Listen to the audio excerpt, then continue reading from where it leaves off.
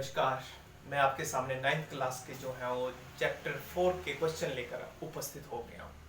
चलिए 9th chapter के जो है वो हमने बात की थी कि हमारे जो 4th चैप्टर में हमने अपने जीव जंतुओं के बारे में, वनस्पति के बारे में, उष्णकटिबंधीय वर्षावन, उष्णकटिबंधीय पर्णपाती। तो चलिए आज हम उसके प्रश्न उत्तरों के बारे में चर्चा कर रहे हैं। पहला प्रश्न है पारिस्थितिक तंत्र किसे कहते हैं। शायद हमने ये क्वेश्चन पहले भी किया है, मैं फिर से आपको समझा रहा हूं। पारिस्थितिक दो शब्दों का मेलन है, परि जमा स्थिति।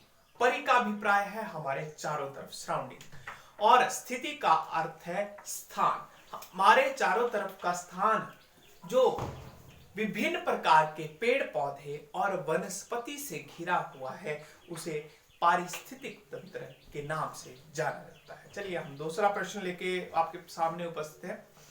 भारत में पादपों तथा जीवों का वितरण किन तत्वों के आधार पर होता है। अब ध्यान देना, भारत में पादपों का अभिप्राय यहाँ जो है वो पेड़ पौधे से और जंगली वनस्पति से आता है, और जीव जंतुओं का जो है वह किन तत्वों के आधार पर निर्धारण होता है। तो हम बात करते हैं पेड़ पौधे या जीव जंतुओं का निर्धारण जो है वो वहां की जलवायु, वहां का वर्षा, वहां के उच्चावाच लक्षण, वहां की ऊंचाई और महासागर से जो समुद्र तल से है वो दूरी के आधार पर जो है वह विभिन्न पादपों का जो है वो निर्धारण होता है। मैं थोड़ा सा एग्जांपल आपको दे दूं। अगर हम बात करें तो जितने भी जहां 200 सेंटीमीटर से अधिक वर्षा होती है उन क्षेत्रों की वनस्पति अगर हम बात करें तो उसमें मैक्सिमम में जो है वह वनस्पति सदाबहार होती है। लेकिन अन्य अगर इससे कम की बात करें तो क्या होती है, पर्णपाती। इसके अलावा अगर हम पर्वतीय वनस्पति की बात करें तो पर्वतीय समुद्र तल से ऊंचाई होने के कारण वह शंकुनुमा होती है, इसलिए।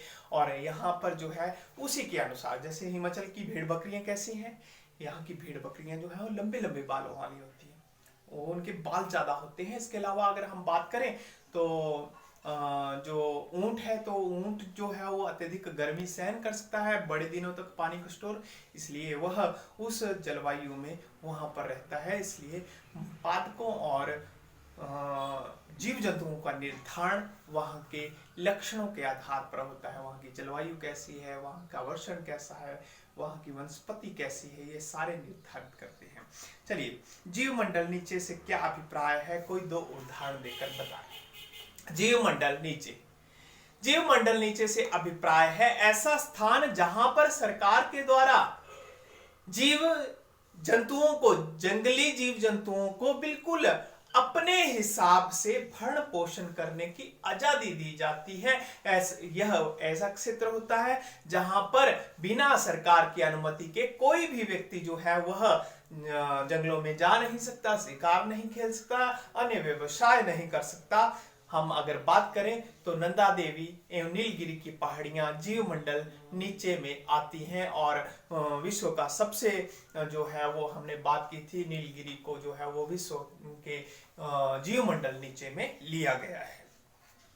अगला प्रश्न जो है, कोई दो वन्य प्राणियों के नाम बताएं जो उष्णकटिबंधीय वर्षा और पर्वतीय वनस्पति में मिलते हैं। उष्णकटिबंधीय वर्षा में, अब देखिए उष्णकटिबंधीय वर्षा की अगर बात की जाए तो ऐसे क्षेत्र जो है वहां पर मगरमच्छ, हिरन, एक सींग वाला गैंडा इत्यादि रहते हैं। लेकिन हम पर्वतीय की बात करें तो पर्वतीय वनस्पति में जो है वह आपके जो है वह याक, गुच्छेदार सींगों वाले जो है वह हिरन, जिनका वजन तकरीबन जो है वो 1 क्विंटल से भी अधिक होता है, यह जो है वो पर्वतीय जो है वो पक्षी पाए जाते हैं। लेकिन हम वनस्पति की बात करें तो सदाबहार वनों में